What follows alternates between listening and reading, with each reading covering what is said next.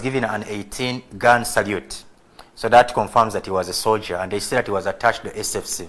However, in the church, he was known as, one of the followers and assistant aides of Pastor Aloysius Bujingo. It's unfortunate that we lost him in that incident, and they're also grateful to God that the pastor is still alive. However, Ugandans, as always, they have raised so many questions of doubt, surrounding this incident of, Pastor Bujingo being attacked by gunmen. There are those who are not so sure whether indeed this happened. They are questioning how someone can be able to walk, and speak, move his limbs well when he claims that he was shot in the back. Those are some of the questions that are being raised. If you're on social media, you may have seen a lot of what I'm trying to talk about here. However, during the funeral of his bodyguard, he narrated the whole incident. He said how his bodyguard worked as he should. He came and protected him. The bullets that were meant, to kill Bujingo ended up killing Mr. Muhumu's Richard. Away from that, there was a plane crash of a chopper which belonged to the Uganda People's Defense Air Force. This plane, they said that it was headed to Congo, to engage in the attacking of the ADF rebels, to participate in the Operation Shuja. Unfortunately, it ended up crashing in Ntoroko. Now, not only its occupants died, but also the occupants of a house, on which it crashed. There was an old man who ended up losing his life, and he was buried yesterday. Good thing the UPDF footed all the bills, including meeting the funeral costs, and also they promised to renovate the house or build a new one, and also take good care of the family. So that is UPDF for you. Now, positive news. That was already negative, but positive news is that the Commonwealth Speakers and the Presiding Officers Conference, was being held in Kampala. Speakers of over 37, countries were in the country. Initially, we were expecting over 43, because according to Anita Among, the Speaker of the Ugandan Parliament, she had told us earlier that they had extended invitation to 73, countries. However, 43 had confirmed, attendance. But when the conference began, the number was actually lower than 43, including the owners. When I say the owners are the bosses of the Commonwealth, our former colonialists. The British, they never sent a representative here, which, raised so many questions. Why wouldn't, the British, our colonial masters? Because when you talk of Commonwealth nations, you talk about Commonwealth, you're talking about Britain. How come Britain turned down, our invitation? We shall be discussing that and more, and also, since 2026 is not very far from now, in fact, 2024 and 2025 are years expected to be busy in terms of, politics. Those who are, contemplating, contesting for certain political positions are working around the clock now to see that they can, convince their supporters, so that when 2026 January comes, those people, can vote for them. So these 2 years are going to be, very busy years for politicians. Recently, NUP carried out their reshuffle. We have new leaders new leaders in the opposition cabinet. But news was so much around the new leader of opposition, and that is none other than George Sunyonyi. Some people were questioning his competence, others wondering why Kyagulanyi Ssentamu had to drop, an eloquent, a diplomatic Matthias Impuga. And also, the other news was focusing on Asumani Basalirwa, wondering why he was dropped from the cabinet, from the opposition cabinet. The split in the FDC is still on, because the FDC faction which sits at Katonga and the one which sits at, Najana Nkumbi, they have not yet harmonized. The one that sits at Najana Nkumbi is calling on candidates who have interest in contesting 2026, to consider going to register so that, they can compete for the cards. The ones who sit at along Katonga Road, for them, they are planning to hold general elections this very year, come April. Welcome to Dialogue again. My name is Edirisa Muwonge. My panelists are already here. I do have, on my immediate left, is Mr. Irumba, Aruu Katusabe. He has so many titles, but among the prominent ones, he's the CEO of the SPY. He is also the speaker and founding speaker of the Pan-African Pyramid. Doesn't need much introduction. He's been here on a number of times. Good to have you again, sir. Thank you. Good morning, dear viewers, and thanks a lot for giving me an opportunity to be here, Mr. Muwonge. Always a pleasure to have you here, sir. Mr. Tim Levy Akorapesa also doesn't need much introduction because he's a founding member of this program. He's been a number of times. He's a political analyst. I don't know if he has quite acquired other titles because it's been long since I met him. He should tell us that. Good to have you, Mr. Tim. Thank you very much. How have you been? My brother, I've been fine. Been out there to the populace trying to preach the gospel. What kind of gospel? I have not yet acquired any more titles. When I had Good morning to the viewers. It was a Swahili name meaning he Yes. doesn't have money. Unfortunately, in my culture, it has a meaning as a seasonal person. I think it suits both, the dry and then the wet seasons. You know, as I look at you, I'm not actually looking at you, but I'm looking at your hand. What's with the Kenyan bracelet? I understand you have double citizenship, but lately have you, opted to like Kenya more than Uganda? No, Why a Kenyan bracelet? You see, having the aspect of Pan-Africanism, and then also the combination of the East African bloc, being both Ugandan and Kenyan, of course you cut across. But my heart solely lies with the Ugandan, because with the Ugandan aspect, because I have been here since I was little. So putting on this is an embrace of brotherhood that as long as I'm here, I've not forgotten my roots as a Kenyan. Okay. One Africa. Yes. One Africa. One Africa. Yes. Africa is one country actually. Yes. It was, but now it's not. Yeah, but you see, that was done by the white man who wanted to manage you better. But for us in heart, we know that we are in one home. Because the Africa That. Yeah, we have to, because you see, at the one point we have to begin preaching this message. Anyway, I know when I open that debate, we are going to spend all the time on that, especially to have Mr. Irumba here, because that's where he lies. But Yes. Mr. Irumba, I want us to start, on the security area. The attack on Pastor Aloysius Bujingo.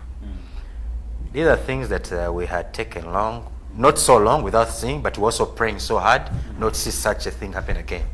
There was a time that when these incidents were happening, day in, day out, gun violence, attacks on prominent people. These were, look at the Muslim clerics, some of them even died. Then state prosecutor, John Kagezi, and some other people, who died at the hands of their assailants. Pastor Bujingo's attack.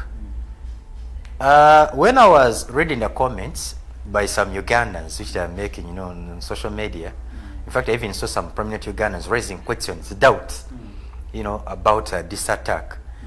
In my heart, I was like, how did we get here?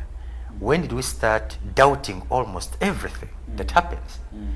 When you tell someone that it's raining outside, he doubts until they see you soaked in water for them to prove. How did we get here as Ugandans? As you also speak about this attack, in your opinion, how did you react this news when you saw it? First, in America, even in school, every 3 children you meet in school, 2 of them are armed. In school. At what level? In America. At what, elementary or Yes. college? No, even the primary kids. They are in their bags. They are arms. Yes. And they're permitted to access schools with fire? Now, that's an issue that disturbs everyone. You have had these children fighting and one of them has shot the other. What do you think they use? They use guns to shoot. The story is always, when they are narrating the stories, they tell that when they go to the confrontation, this one had to go back home, pick a father's gun, come with it. These very kids have guns. And when it goes to college, that level is even worse. Now, America reaches a point whereby they want to control that. They want to disarm the civilians. They have failed. It started slowly by arming a few people connected to the regime. They arm them. Self-defense. Instead of police defending me, they are saying you defend yourself with a gun. Time reached. Now they want to collect them. They cannot manage. Uganda is slowly going into that. That the regime started arming some families. Yeah? Self-defense. However, you now have no control over the use of those guns. So gun violence in future is going to become a normal business. That's why for every death as a result of gun violence in Uganda, we go into so much semantics. You know, there are so many theories. You find a bricklayer giving analysis and advising the police officer on how to investigate. A bricklayer. I have seen it on Gingo's issue. Everybody has a narrative. But when you're talking about eyewitnesses, no. This eyewitness is significant in this case. When that I was here, an eyewitness is very important. But the people I'm seeing talking a lot on social media are not eyewitnesses. This somebody in Brussels. This somebody in Barbados. This somebody in Turkey. This somebody in Canada giving analysis and even giving direction. Have you seen these Ugandans who leave Uganda, that Uganda is bleeding, they go outside where it is not bleeding, but they remain trying to advise and give opinions on issues they don't know about. You read an issue on Facebook and you want to give, you want actually to direct, not even to give an opinion, you want to direct. These are things, if we don't pay attention to, very soon, I'm telling you, Muwonge, you're going to be killed here, and we start analyzing how could Muwonge, a very energetic young man, accept to be killed like a dog like that, and it ends there. Why couldn't he defend himself? How can he be killed in the studio? Those are the analyses we are giving. We are not attending to the main reason. How does this happen? Who is doing it? Why is it happening? Right now, I have seen already on social media, the issue of Give has become political. Those in opposition are saying, no, this is a movie. And those in the NRM regime, they're saying, no, this is God's plan. So now, we are leaving the assassin in a very safe haven. The assassin, we actually don't know. Instead of focusing on what has happened, who is responsible, and how do we deal with the issue, we have politicized every issue. Those in the NRM, I don't know whether I listened to Pastor Uchenko when he was giving his speech during the funeral. I heard him kind of trying to blame the opposition, drag the opposition in this. When he mentioned that his attackers, were attacking because he's supporting Museveni. Yes, that's exactly what I'm saying. Because he's supporting MK project, isn't it? And even the people who have been by his side right from the day it happened are people from the MK project. You get it? Even MK was among the first people from that hierarchy of his kind. He was actually the first to send a message of comfort. Now, once you do that, that's why I had him on a very, parallel line with General Kaino Tafie, the Minister of Internal Affairs. Yes, they're on a very parallel line. They are not having a meeting point. They are not meeting. Why? As a trained soldier, why do you rush to involve yourself in a matter that needs deep investigation?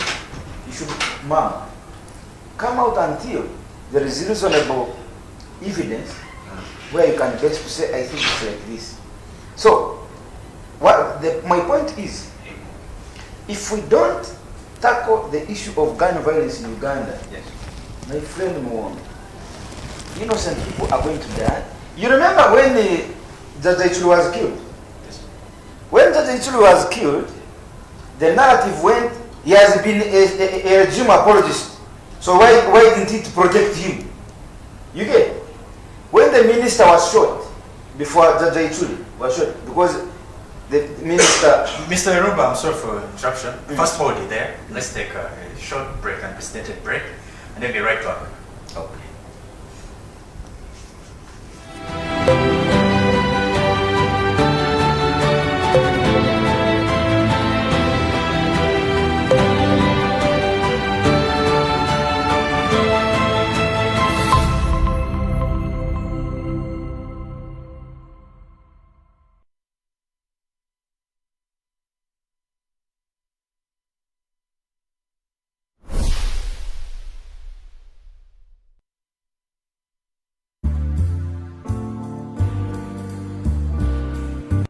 Are you looking for a one-stop center to host your conference or meeting, wedding parties, workshops or seminars?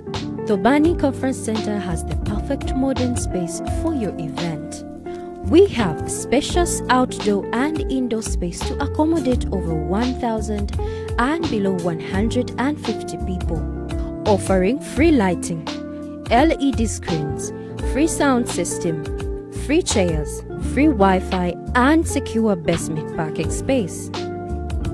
Drop by at Cafe at 2 and we will be at your service with our finest coffee, espresso, cappuccino, and cafe latte.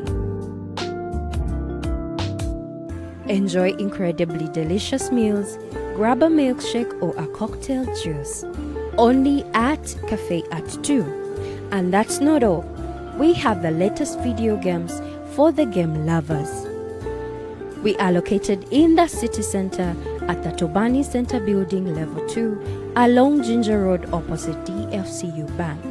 For more information and bookings, call 0772 307875 or 0750 647486. Tobani Conference Center, the place to be.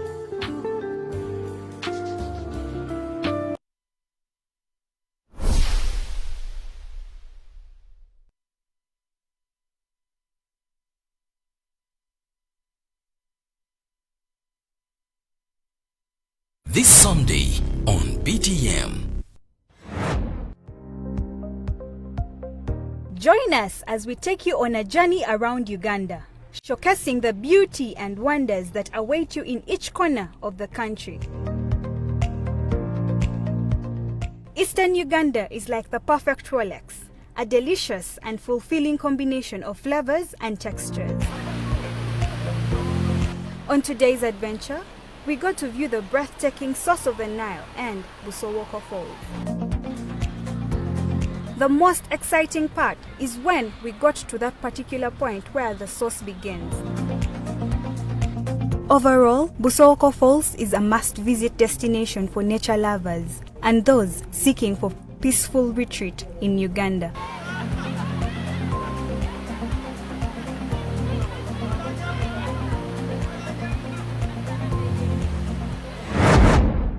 Sit back and relax with BTM. We transform.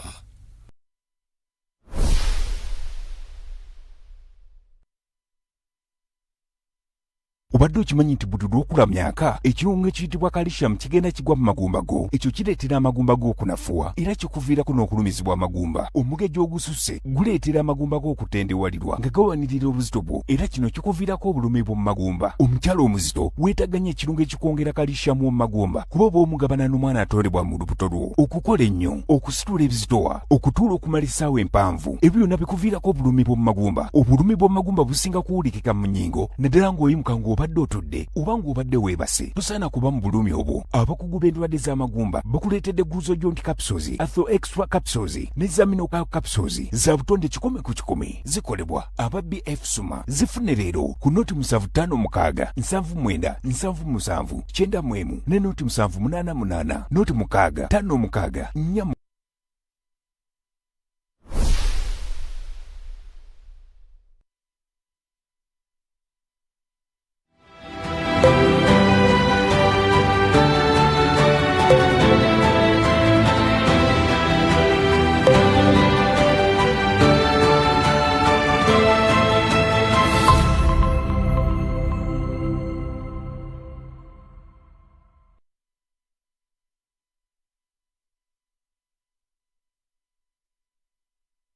You're back. Thank you so much for staying with us. You're still watching the Dialogue.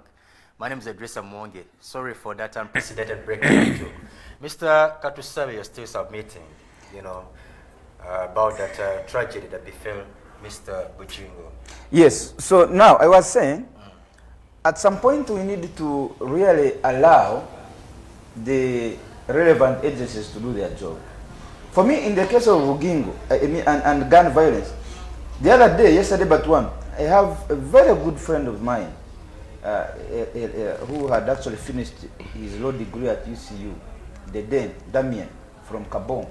He was shot at night by people who are supposed to be civilians, but they have guns.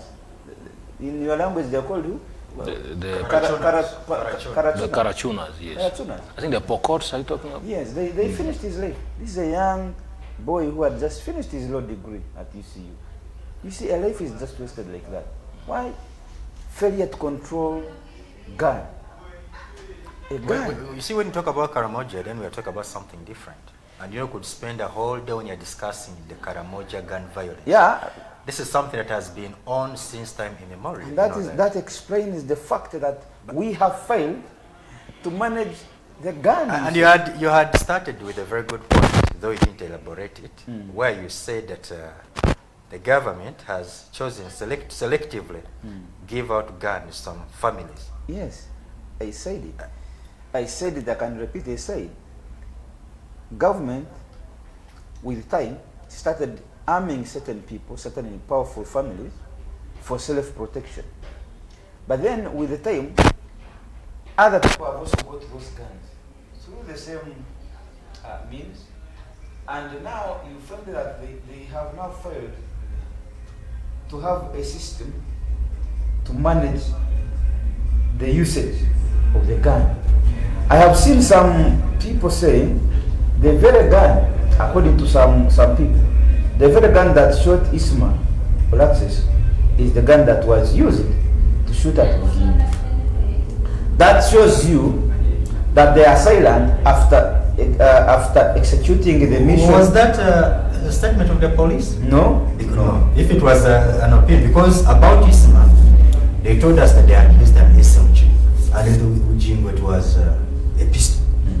So I don't think that is familiar. So I have seen those things flying. That's why I'm telling you, we need to find a way of managing these issues.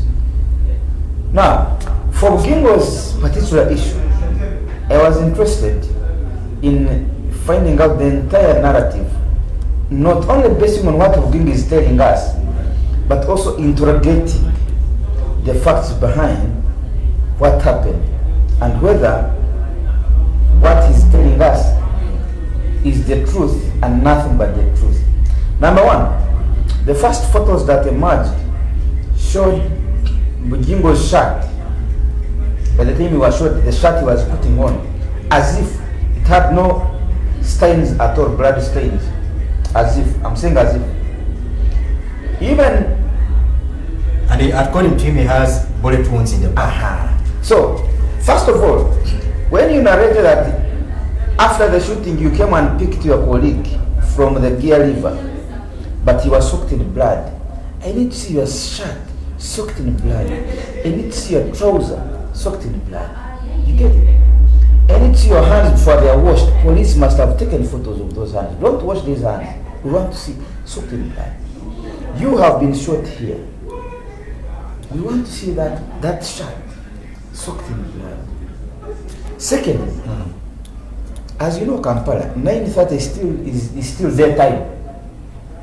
I want to see the person, the border who was there when Bugingo, after shooting, he drove that car himself. I want to see that border man telling me, I was there, I saw him drive off. I was there, I saw him get out of the car, chase the assailant, the assassin. He failed to get them. He came back to his car and drove off. I want to see those. I am not getting those things.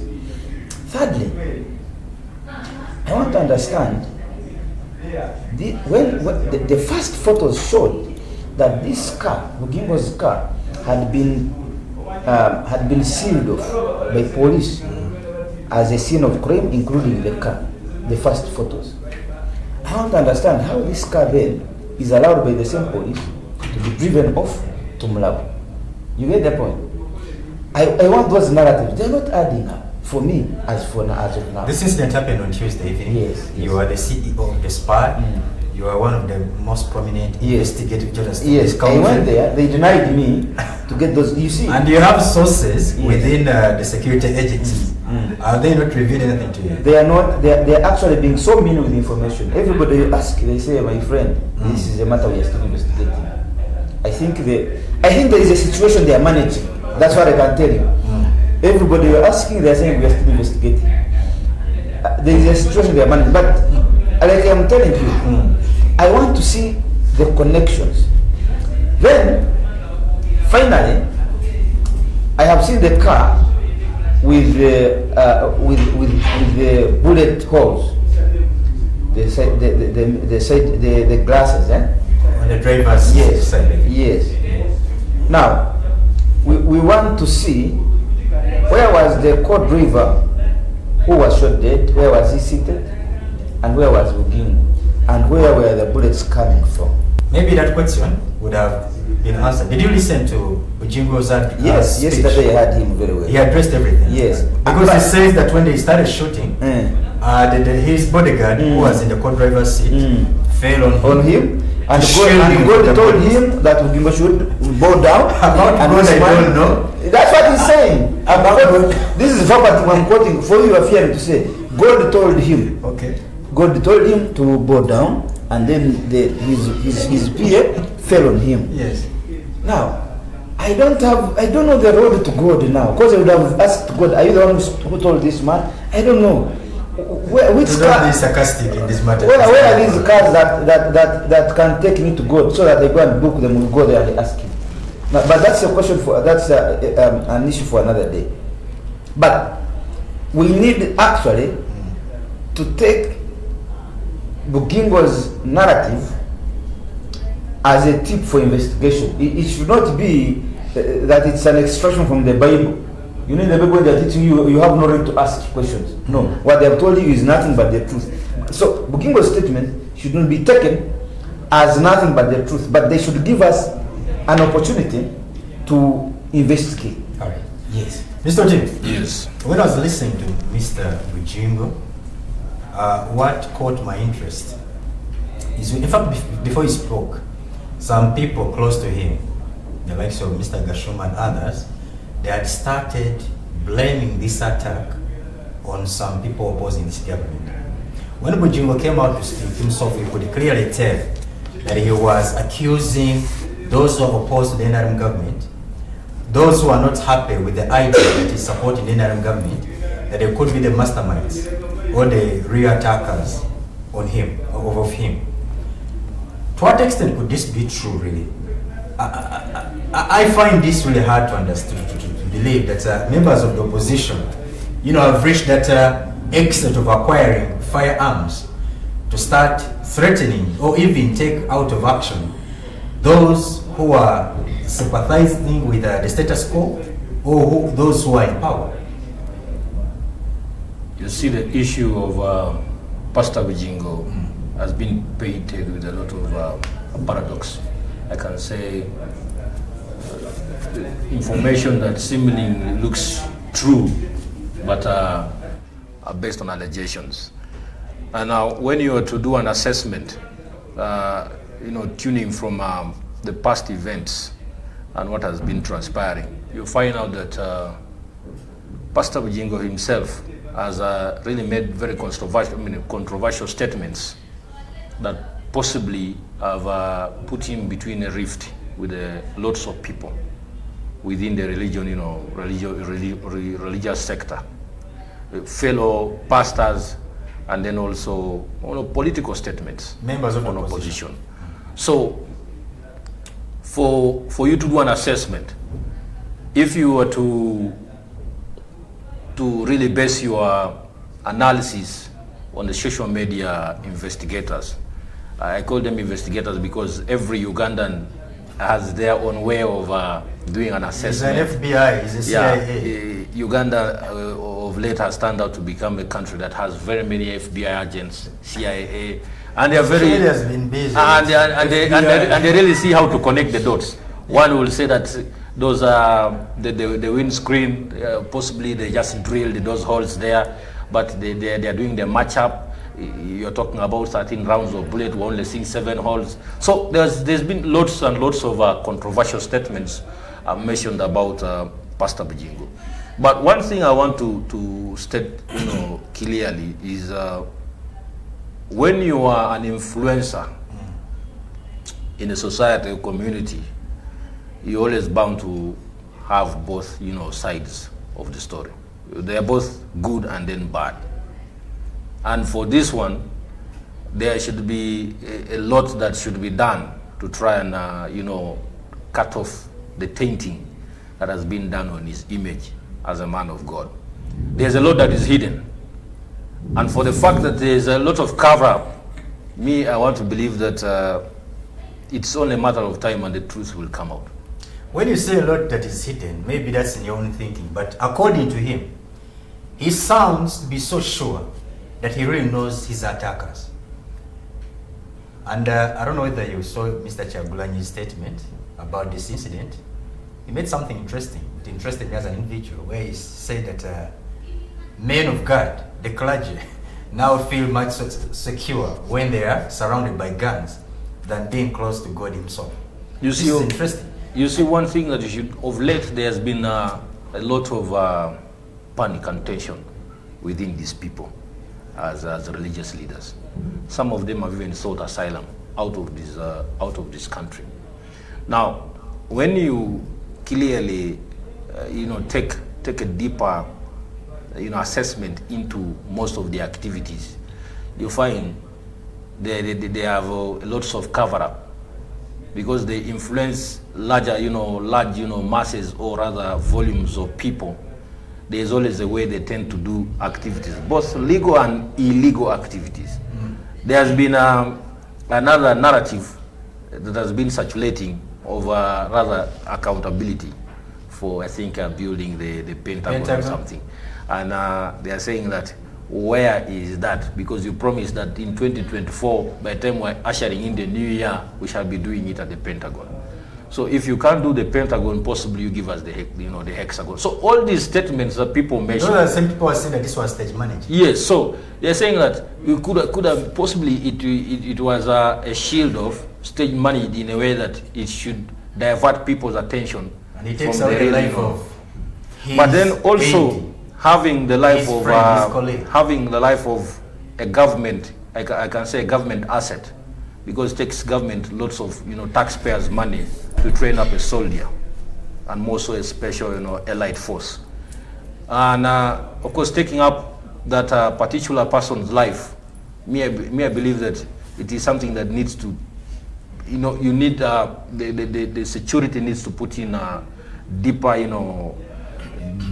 interest in getting to know what really transpired. If you are to gauge the statement of Honorable Tafiri openly came out publicly and denied and said, I am not interested, I'm not really buying the story of the shooting. And you're talking about the Minister of Internal Affairs. Now, that's the Minister of Internal Affairs, which means that the Minister of Internal Affairs himself he sees there's no credibility in the story. He's also raising doubts. He's raising doubts. So we really need to give it time so that we can get the truth of what really transpired. What is behind one thing I was curious to hear, or the institution I was curious to hear from, was the UPDF. Look at Muwonge Richard. He was a soldier attached to SFC. Under what circumstances was he, was he deployed to work, with Pastor Bijingu? Was he working as his bodyguard, and under what circumstances really?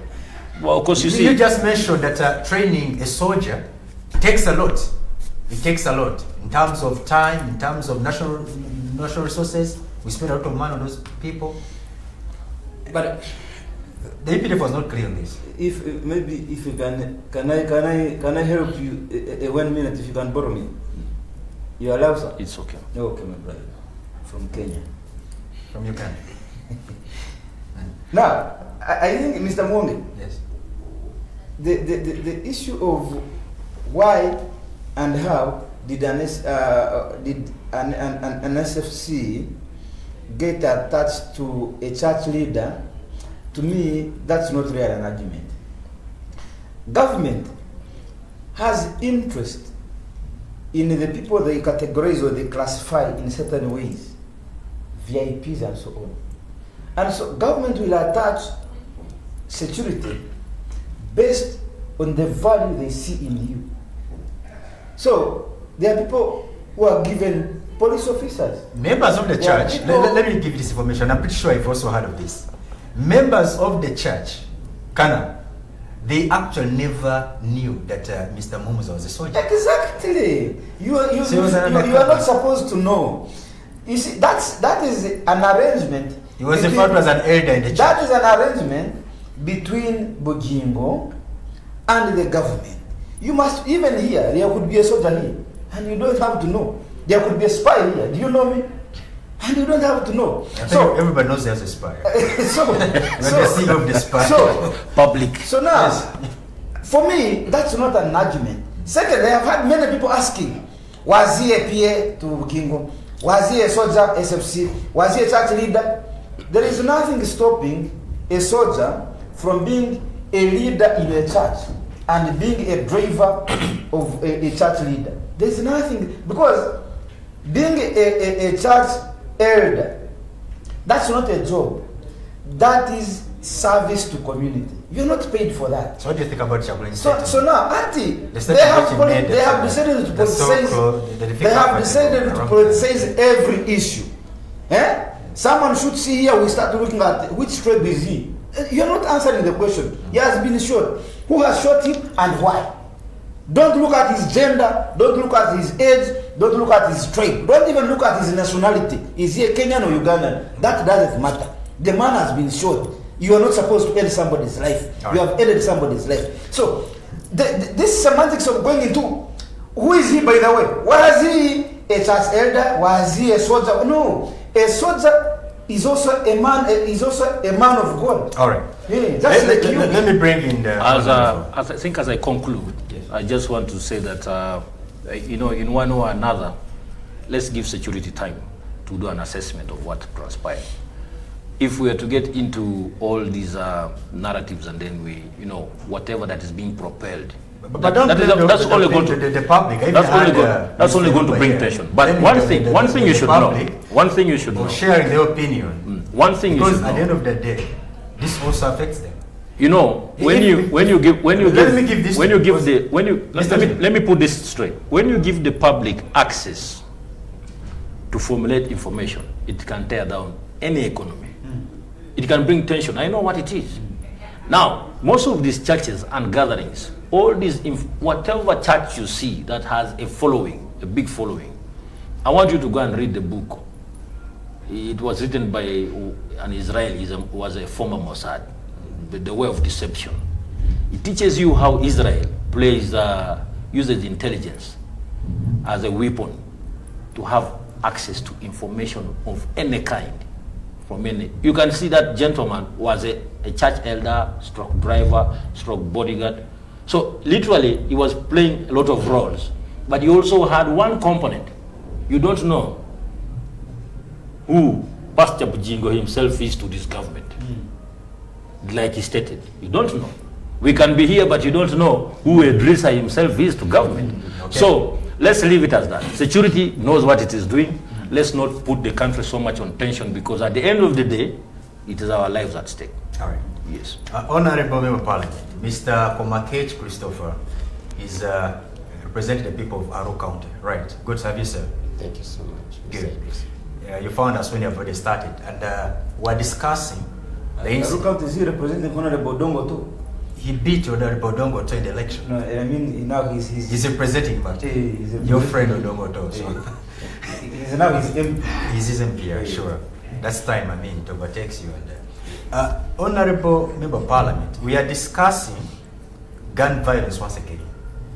We are discussing something that has ever cost the lives of people who were occupying the house where you are. Mr. Abiriga, we lost him, and other Ugandans that have been killed in these attacks. There was a time when members of the parliament were asking government to consider, beefing up their security, giving them, more bodyguards. I don't know whether that passed. And lead cars. It all became when there were tensions here and there. In fact, when they have been receiving threats. When you're in that house and look at the security of the country, and you hear that so-and-so, a citizen, a civilian, has been attacked and, by gun-wielding men, and they have killed him, or they have not succeeded in killing him, but they have attacked him. How do you react to this information, given the fact that you are another arm of the government? One, before I dissect that issue in its entirety, I want to thank you on the entire panel. It's the first time joining this panel, but you're doing quite a commendable job. Thank you. Passing on information to the country. We do follow on social media platform. Actually, I personally do follow on YouTube, and it's a blessing that I'm here with you today and seeing these able minds going through. First, I want to feel sorry for Pastor Bujingo. Pastor Bujingo is one of those pastors. If you don't reckon with him in this generation, then you probably not living in Uganda.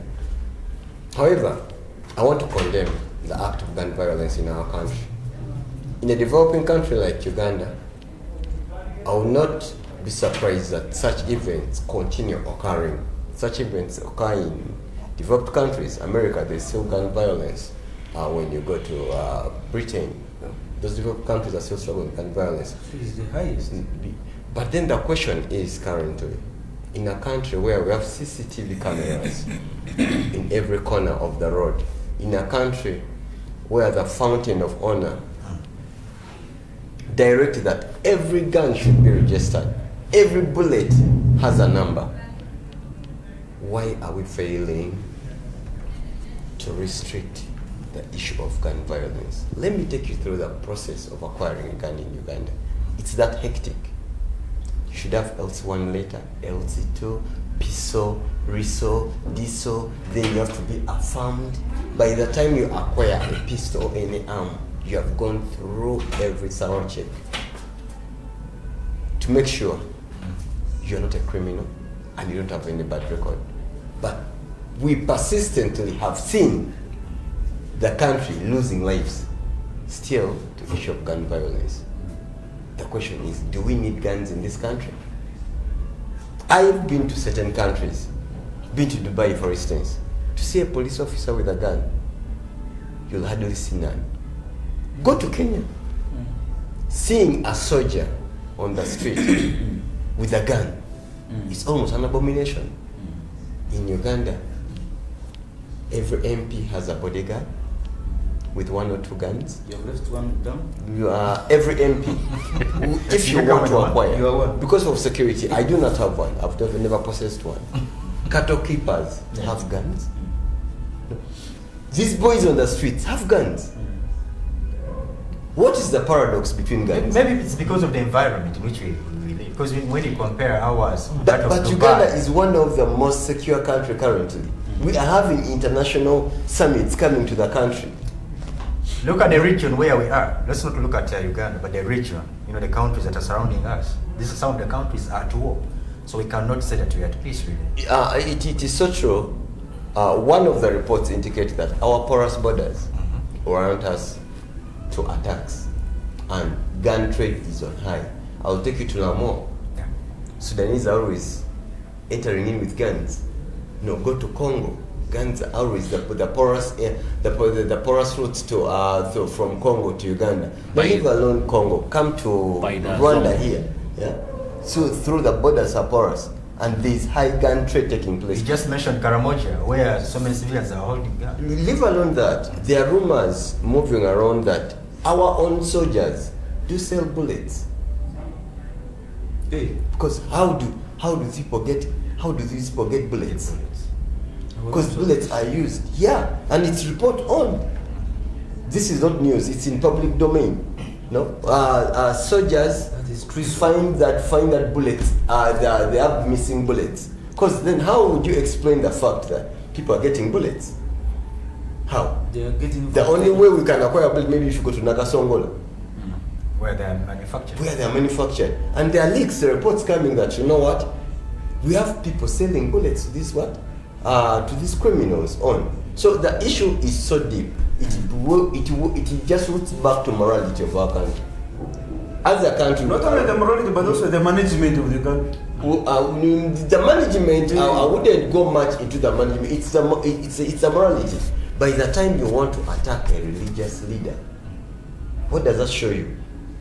But I'll also go slow on but the also religious leader is behaving like a religious leader. There's a question. There's a question that was I love this slide. Let's first give the chance. There's when the fountain of honor say, you will never see the president of Uganda going to church to baptize. The president of Uganda? President of Uganda, he himself. He mentioned it. You'll never see the president of Uganda going to church and taking over the baptism ceremony that is on baptizing like he. No, it has never happened. In Uganda, people are forgetting about specialization. A border rider wants to become the leader of opposition. An MP wants to become the speaker. You know? And in a country where specialization is being left out, when a border wants to become a leader of opposition and an MP wants to become a border rider, then you are bound to have problems. Because there is only a thin line to discriminate between the knows and the ones who pretend to know and the ones who don't know at all. In the first place, I want to agree with my colleague Otimia. Why would a religious leader have a bodyguard? To be sincere, we sinners run to them. What is happening? You actually also agree with Chaplain here. No, that is true. Let's go. I don't want to attack religious doctrines, but it's so weird that you will see. You're a man of God. Why don't you trust God? Why do you want to? Why do you want to have an AK-47 besides you? But let's ask ourselves. They are preaching. They are preaching wine and drinking water. Isn't Pope guarded by army? No, Pope's situation is a little complex. No, leave alone that. They create their own. They don't have soldiers coming in. I wouldn't mind pastors having their own security system within the church. And by the way, but in the instance that you're Honorable, just to add on, for the issue of Pope, the Vatican is like a country of its own, under the administration of the Pope. So Pope is liable to have security because of the situation and then the influence. But just like we have stated, what is the essence of having security when you're a man of God? We as the sinners, if we saw you with security, which means that even us who are not secure with what you are advocating for, you would want to preach to us, you want to heal us, but you as a man of God, you are going to the hospital for treatment. Did Jesus say these are all gimmicks? Did Jesus say it's not good to tempt your own God, your God? Did he say that? But most of them are tempting. Because why tempt your God? No, but why would you seek for security in the first place as a pastor? Honorable, back to you. I would feel it's better as a developing country for every citizen to stick to what he does best.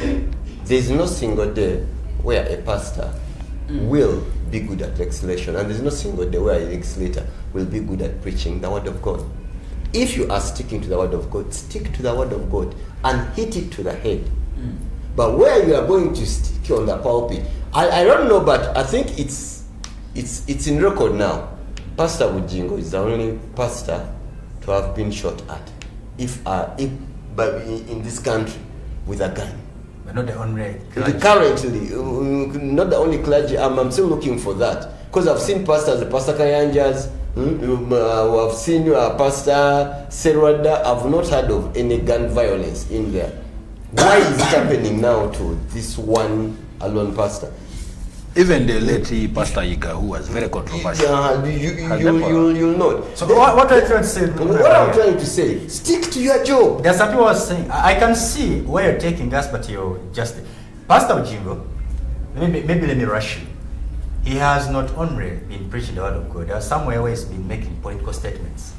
He has been swinging at the opposition, coming out to openly declare how he is, supporting the government. Is that where you want to take? And that's what the Fountain of Honor lamented too. Please stick to your job. That was in around 2016. Please, you stick to your job. In this case, when you're making statements that are supporting him, he doesn't have a problem with it. He does not. He only has a problem with religious leaders. He only has a problem with the religious leaders meddling in politics when they make statements which rub him the wrong way. But when they are showing support for him, he has no problem with them. Was Pastor Wijingo meddling into politics? All of us know he was. Even a young kid will tell you the pastor has far shot into politics. At one stage, actually, you would think that maybe he's coming for a parliamentary election. In the coming elections, it has been running on. In a parliament where we have now priests, we have pastors coming in. Trust me, soon you'll see now the imams, the sheikhs coming into parliament. People are leaving their jobs and everyone is joining politics. But is the leader right as well? It is right. But then that is pushing us now to the wars happening currently. We are seeing. How do you explain the fact that a religious man who hates thousands of flocks is being attacked with a pistol? Who are from different political domains? How do you explain the fact that his PA, an elder in a church, is a serving officer? This is where we are getting intertwined in. Let's stick to our job. Komakech, do your job as a legislator, and you, Mr. Muwonge, please stick to your job, and then we propel the country, because the interest is in propelling our country to a first world country. That's where our aim should be, and we shouldn't lose that. But when we begin tiptoeing, P1 goes to P2, P2 goes to S1, without orders anyhow, gun violence is going to come in, and when gun violence comes in, what's next? There's violence in the entire system.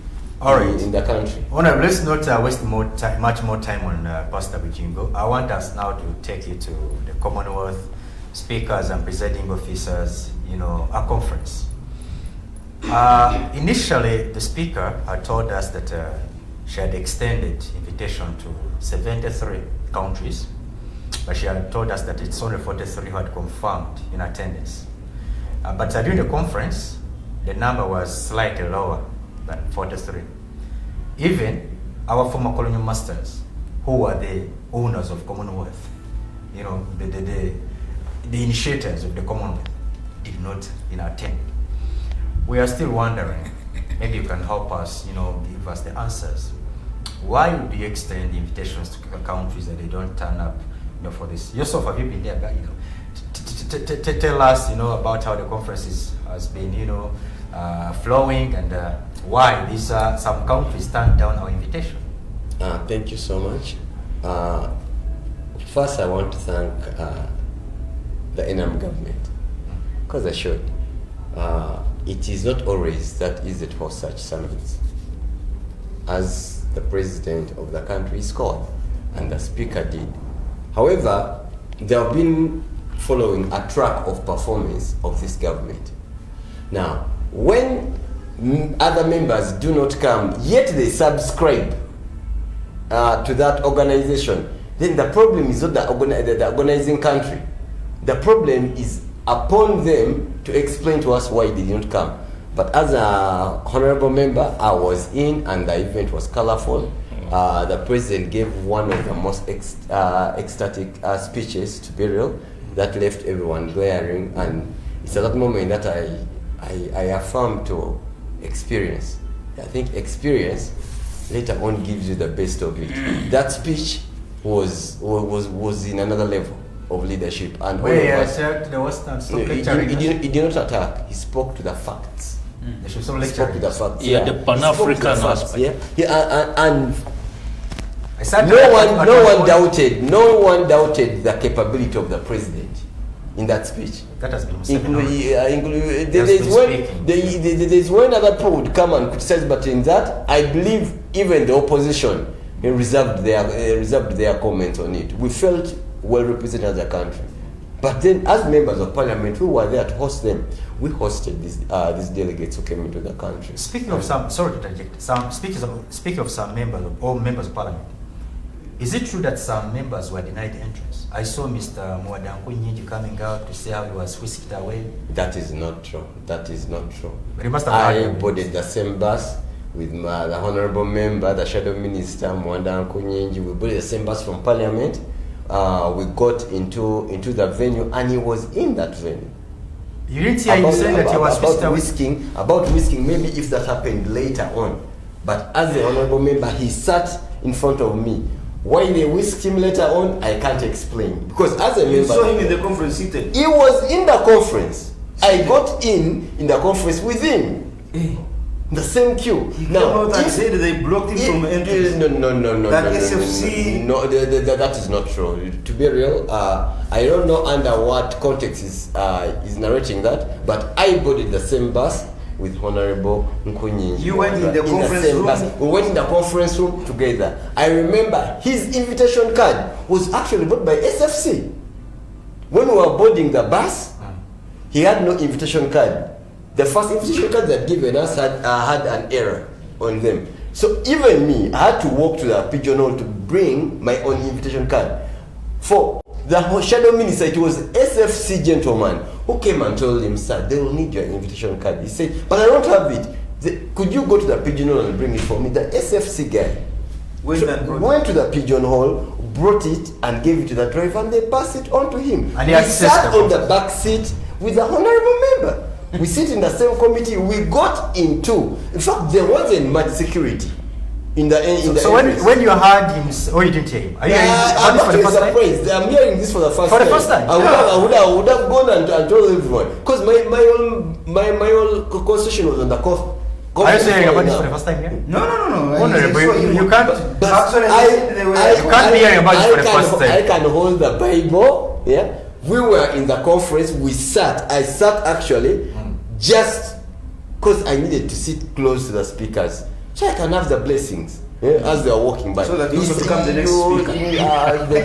That's possible. Another day. In our generation. But Honorable Nkunyi sat. Maybe if he went and misbehaved, honestly, even if it is me. He was all over the news saying that he was so much disappointed. I'm a member of parliament. How could they, lose me out? And in my morning show, I was like, I saw the leader of opposition. If they would allow the leader of opposition there, and other members of the opposition were there, why would they go against him? And leave alone that.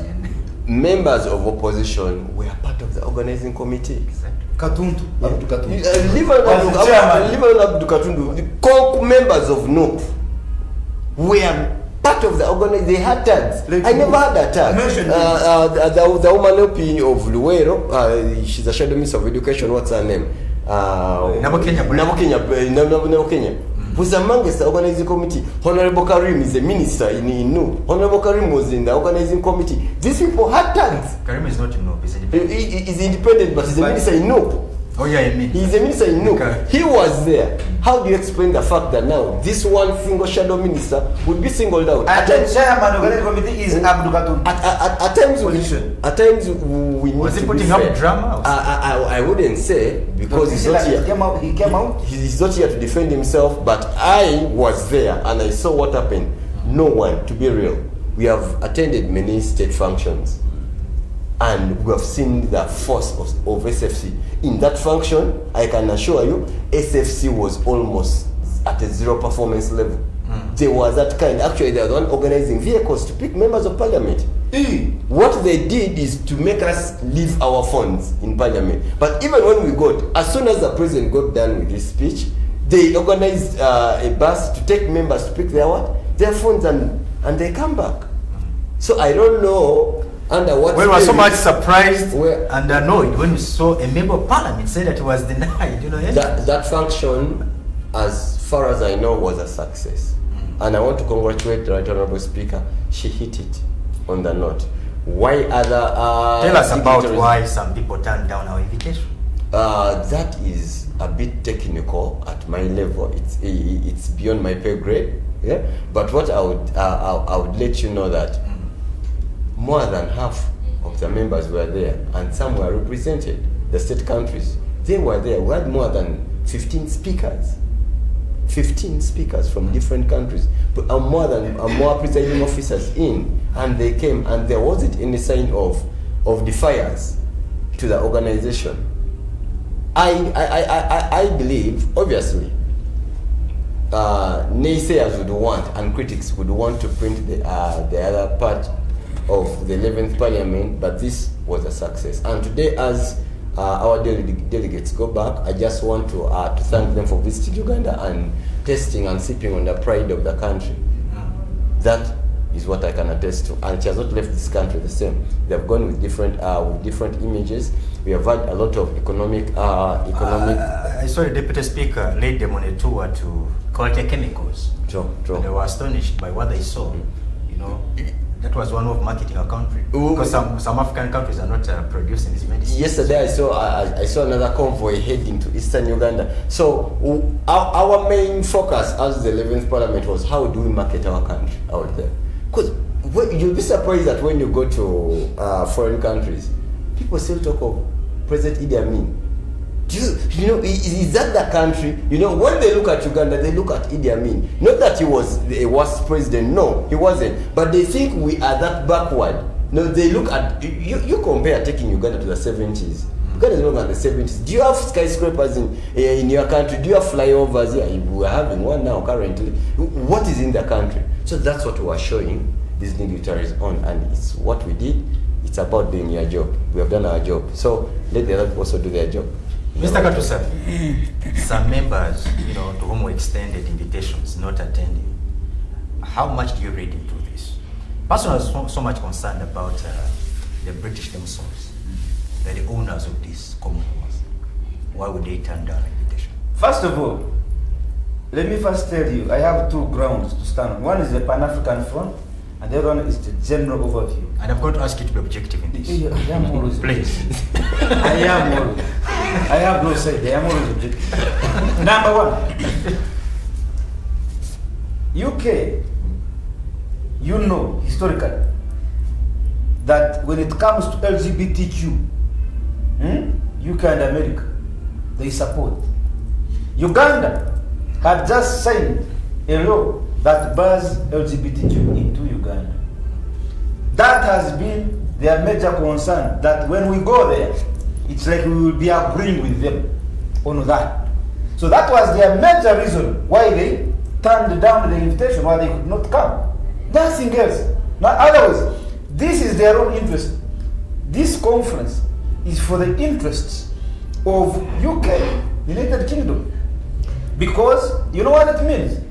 You know what it means, Mr. Muwonge? Yes, ma'am. Just like Sogam, their former colonies, they keep reminding you that, by the way, we are your bosses. So now we are coming to conference from there. Listen to your challenges and see how we can solve them together. But they have, inside there, they have a mindset of manipulation. That's why when Uganda, with its sovereignty as a country, stands and says we don't allow homosexuality in Uganda, UK and America want to say, if you don't allow, then we are cancelling you from this opportunity, AGOA, from America. But how? We're not the only ones. Benin was also there. Yes, but do you know, the main target has been Uganda. That one everybody knows worldwide. And actually for them, the good thing is they are not hiding. Joe Biden said, because they even because of ABCD, we are removing Uganda from such opportunities like AGOA. Because of ABCD, they have started even sometimes. His general statement was that these countries don't meet the requirements. Yes. So for that matter. And part of the reason is LGBTQ, the law here. And it is just for me as a Pan-African, it shows how much these people disrespect Africa. Let me tell you, Muwonge, right now in Arab countries, women are not supposed to drive vehicles. Women are not supposed to own some properties. You get it? Some women even are supposed to go to school in Arab countries. But America, and you get friends with them 100%, they are their greatest friends. But Uganda says we don't want, go to Sudan here, go to South Sudan. The Sharia law still works. On women and other people. You still, they cut off your hand. Is this law as barbaric as that one, cutting a hand of somebody? Why don't you take him through the judicial system? You get women, they get you in these promiscuous acts. They kill you. Stone you to death. Yes. America and UK are dealing with them 100%. They are friends. You are here. So why does it make a lot of noise when Uganda says we don't agree with this, and you say I'm removing you from our goal? It means you don't simply because respect let me us. give you a straight No, you answer. don't respect us as human beings. Mr. You think we should be? It's we should because be. those countries you're mentioning are their partners, whereas for us, we are their dependents. No, that is clear as that. No. We've chosen to be their dependents. No, we have not chosen. And the problem is that you Pan Africans do not want to admit to this. We are the ones who have put ourselves in that position as African countries. We are not dependents, but we are members. And those are former. Those are former colonies. British was our former colony. Now, as a former colony, we're using literally most of the cultures of Britain. We are using English, which was their language. How many indigenous languages do we have here? One is we're just adopting Kiswahili. Mr. Tim, I'm talking about as a language. Your economy now. Now, look at when you look at an economy. Let me justify what I just said. Yes. And look at our economy. How would your economy be without those gentlemen in the West? With over 50% of your budget being funded by them. These are not your partners. The people you're mentioning in the East, they perceive them as their partners, and that's why they respect their rights. But as for you, whom they are hoping to run your programs, and they know, they have a conception that you cannot run your affairs without them. That's why they want to influence almost everything. Actually, those people fear. So you have put yourself in that position. Let me tell you, there is a fear within the Europeans and Americans or whatever, those Scandinavian countries, of Africa becoming independent. Because most of the resources in form of raw materials, the minerals that those people use, including the oil, comes from Africa. Let me inform you, sir. Please do. Africa is not dependent on Europeans. It is the other way around, sir. Yes. Europeans depend on Africa. One Congo has fed Europe for hundreds of years.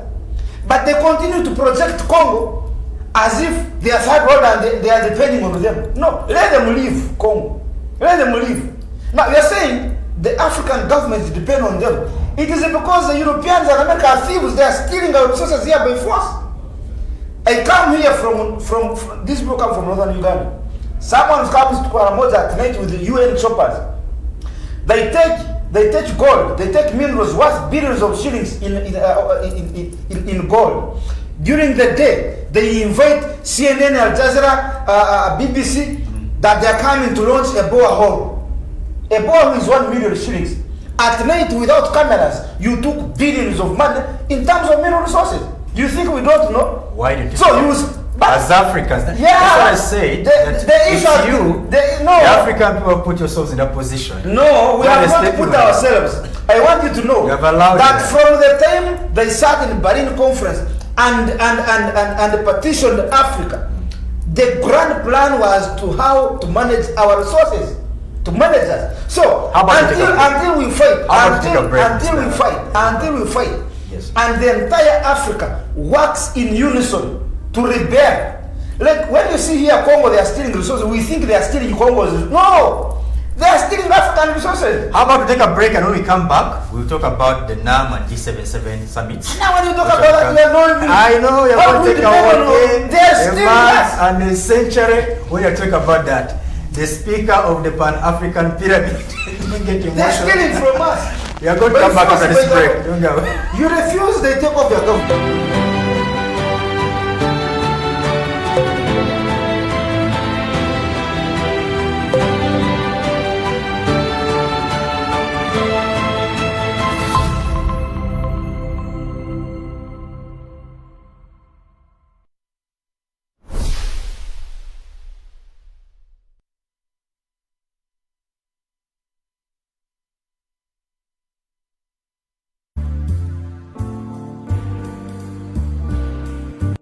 Are you looking for a one-stop center to host your conference or meeting, wedding parties, workshops or seminars? Tobani Conference Center has the perfect modern space for your event. We have spacious outdoor and indoor space to accommodate over 1,000 and below 150 people, offering free lighting, LED screens, free sound system, free chairs, free Wi-Fi, and secure basement parking space. Drop by at Cafe at 2 and we will be at your service with our finest coffee, espresso, cappuccino, and cafe latte. Enjoy incredibly delicious meals, grab a milkshake or a cocktail juice. Only at Cafe at 2.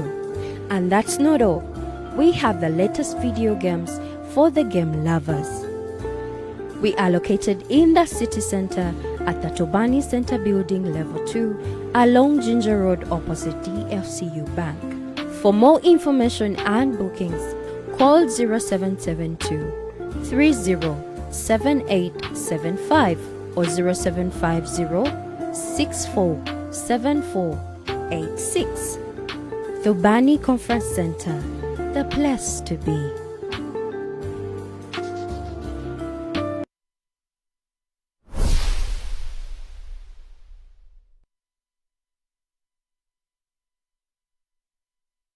This Sunday on BTM. Join us as we take you on a journey around Uganda, showcasing the beauty and wonders that await you in each corner of the country. Eastern Uganda is like the perfect Rolex, a delicious and fulfilling combination of flavors and textures. On today's adventure, we go to view the breathtaking source of the Nile and Busowoko Falls. The most exciting part is when we got to that particular point where the source begins. Overall, Busowoko Falls is a must-visit destination for nature lovers and those seeking for peaceful retreat in Uganda.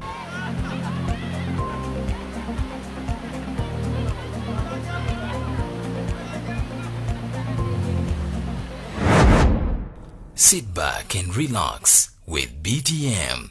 We transform.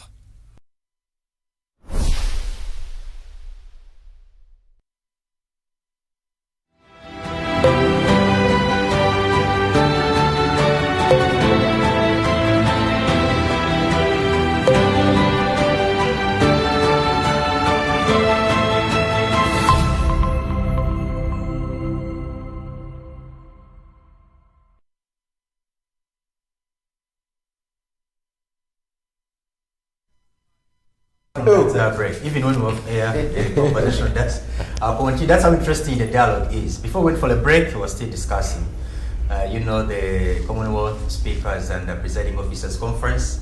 According to Honorable Komakech, he says that it was a success. But for us, we're questioning, wondering why some countries to which we extended invitation never appeared. Mr. Tim, your thoughts on this before we move to the G777? Yeah, thank you very much. I was really fascinated and interested with the debate after, I think, when we were in for the break. But I think my part, my shots should be commend the NRM government together with Parliament for hosting this conference. It is, I think, the 27th. Yes, edition. And I hear that we won the bid. Are there some countries which are also asking? Yes, there were countries that were asking, but it was but of course, we emerged as the winners eventually. So it is a blessing to us because one, any country would want to sell their culture and then sell the image the way it comes. And then most of these conferences and most of these organizations or these events come with their own benefits. One in form of development, the transformation, social, economic aspect. Now you can even see, our Honorable has already told us that the delegates are already touring. So we're already promoting what we have to sell as a country. In one way, for a country to develop, of course, you attract investors, foreign investors. And in case anyone came into Uganda and he had a perception of the image of 1971, or the 1960s. That is that backward kind of. Of course, they are going to see a different change. You see, the type of image that is being portrayed by rather the naysays or rather the critics is very different from the realistic, aspect. So, having us hosting this conference, rather, first of all, is to thank those that have been at the forefront, the presiding officers, the Right Honorable Speaker, and then the Deputy Speaker. I was seeing the Deputy Speaker having a moment with, I think, two speakers, having a golf, and then, of course, this is how you blend. The Speaker actually led those members to Parliament. To Parliament. To visit the chambers. And, yes. And then also visiting our factories and so on. You are selling an idea to other member, other member states and member countries. And that is a very good, win for us. Me, I don't see this as something that rather should be demeaned or rather looked at as a negative effect, but rather a positive kind of scenario or narrative for us to promote our country. Hosting these events is going to bring us closer to a much transformative, kind of society. Right. So I appreciate that. Honorable Komakech, as members of the media, are always curious, and our curiosity at times, bases on the history, the aftermath of these summits, G77 and the NAM, and even this one. You see, we always invest in a lot. In terms of, I've seen so many renovations being made here and there, and so much that we have pumped into this. But the aftermath is not always good. Courts of law are always busy. You're trying to net those who misused public funds. What should we expect this time around? I'm not seeing the Chogam aftermath resurfacing, making big shots in government, find the accommodation Luzira, like it was, with the former Vice President, Gilbert Balbasekamke and others. These summits are coming to our country because of the credibility that the government of Uganda is earning and continuing to earn continuously from other superpower states. Whatever happens within our country, it's work that we are supposed to do within ourselves. To be particular to your question is, the difference between Chogam and these summits that are coming, the president has taken his own keen interest to lead every project and foresee every project that is ongoing. When we were having the Commonwealth Speakers Summit in Muwonge, the president stayed back to make sure he monitors and oversees the construction of the conference halls being built. And indeed, later on, when we moved through the streets from Salama, or if you go there right now, you'll find trees that have grown in 1 meter to height of this embezzlement and what has been happening at the watch of the president. It has been happening on the watch. He was here. It has been happening in the watch of the president, but he wasn't in the forum.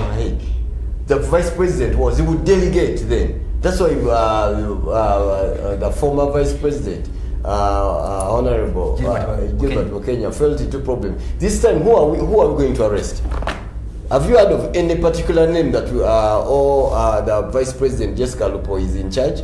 No, it's the president. Even touring the entire streets of Kampala, he has been the president. You're saying whatever will go. You're saying that whatever will go wrong, we should put all the blame on the president. All I can. No, whatever will go right, because where are you thinking negatively? All I can tell this is Uganda. All I can tell you that Uganda is prospering every day in all aspects. Not in integrity. Not in integrity. In integrity too. But the president himself has confessed corruption. If then they would arrest a vice president, currently I don't see a vice president being arrested in corruption. My brother. To answer you, Mr. Just a second. To answer you, because even the president has not trusted the vice president, to delegate some work to her. Why is that mistrust coming? Because of issues of integrity. I wouldn't feel that as if it's issues of integrity. They say once beaten, once shy, twice. So the president is just trying not to make sure there's any loophole anywhere, and he has sat there. I remember, if you want to feel the the pinch of the president coming in. It's when you're asking for a supplementary for the construction of the convention center. The president met us at Akoka and said, people, this is to our own benefit. Kindly let us have the supplementary passed on.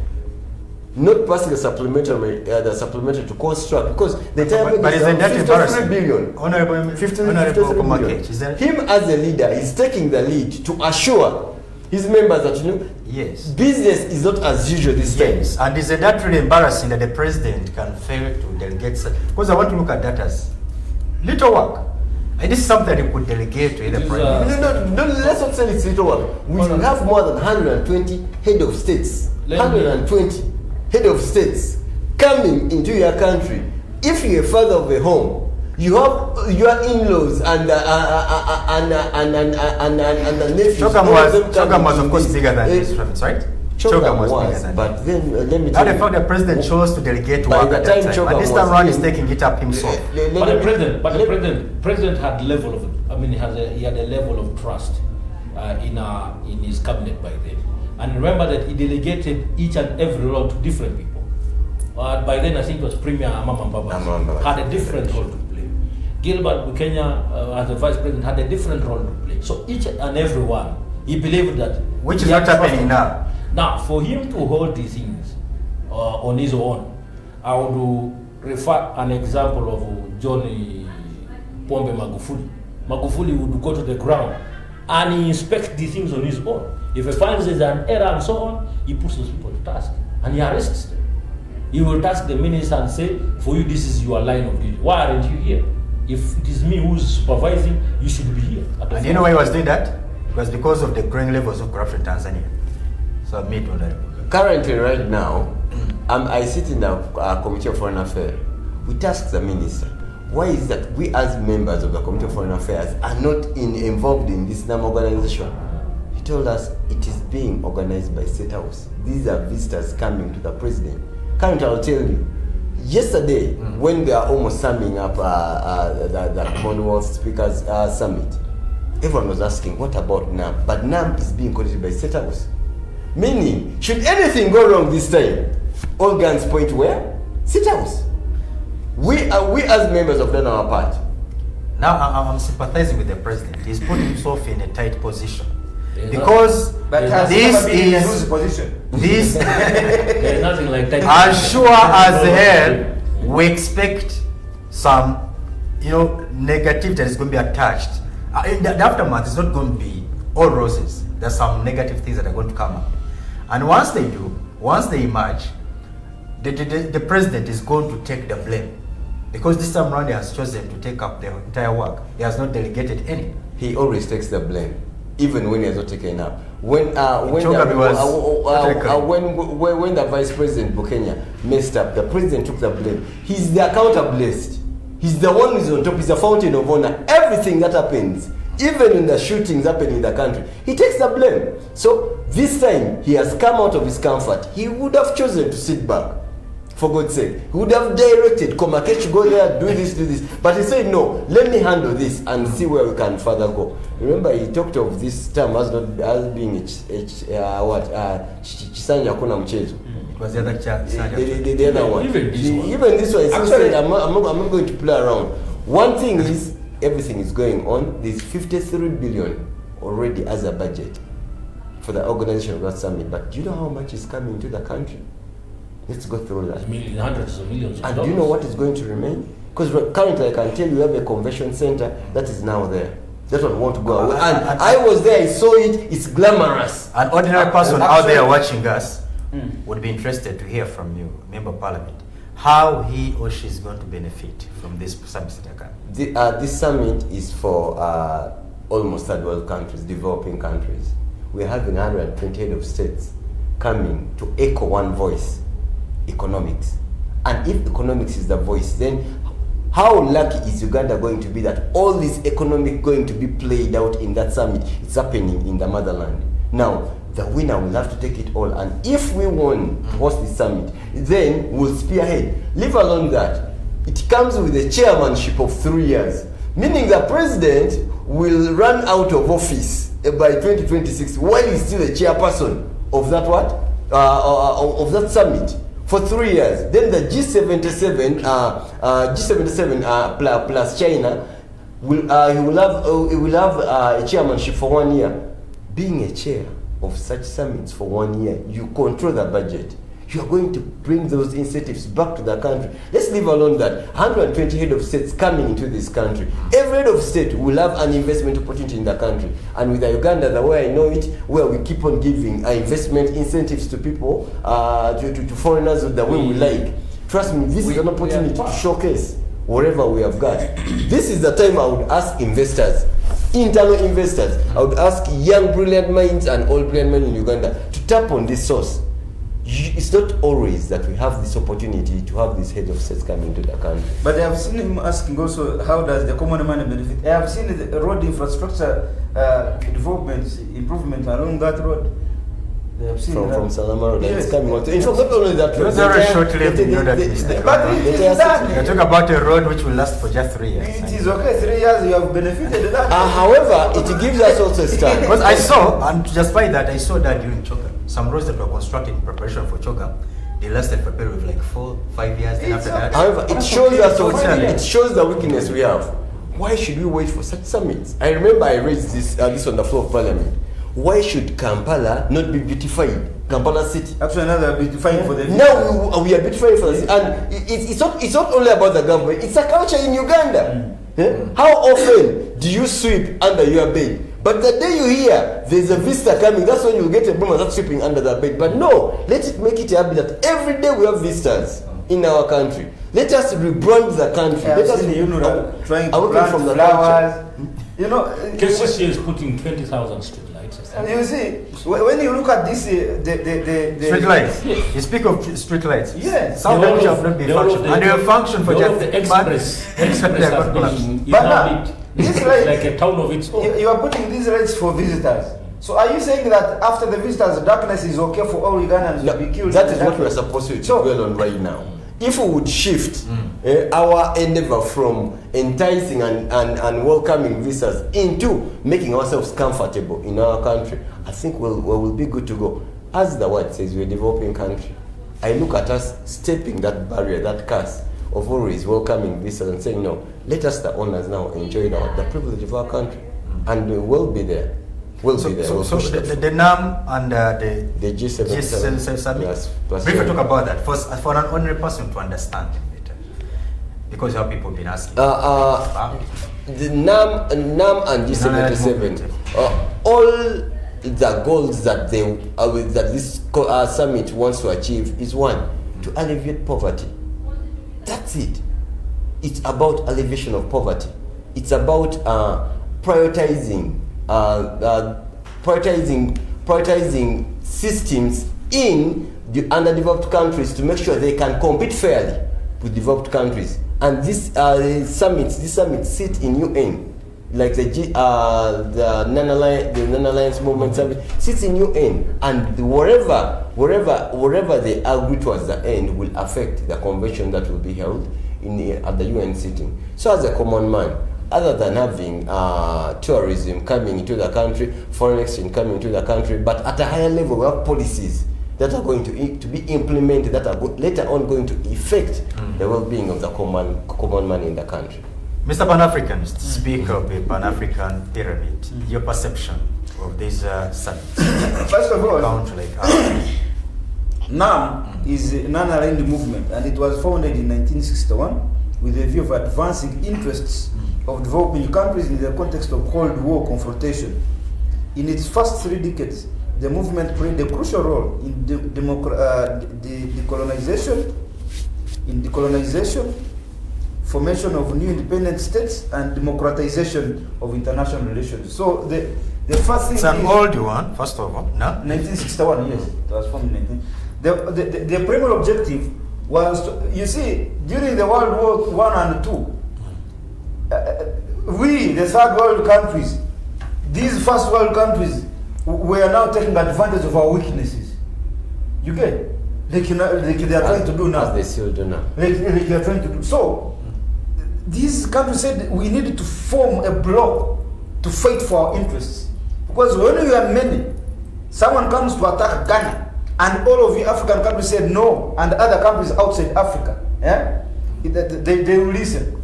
And that's one of the reasons why we have actually maybe survived all these kinds of international pressures. So, number one. Number two was to fight some of these, the American British. They still wanted to continue colonizing other African countries and other countries.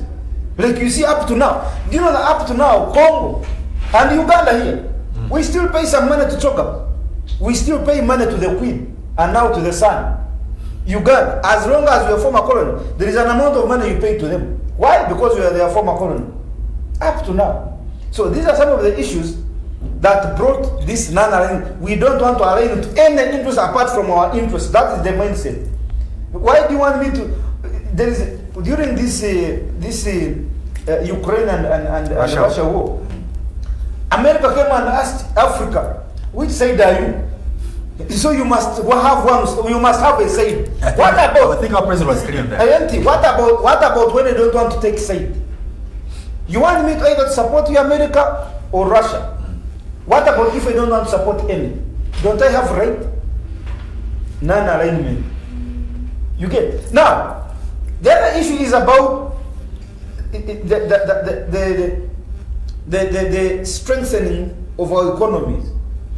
When you are together, the G77 plus China. China is coming in, that's why they're saying plus.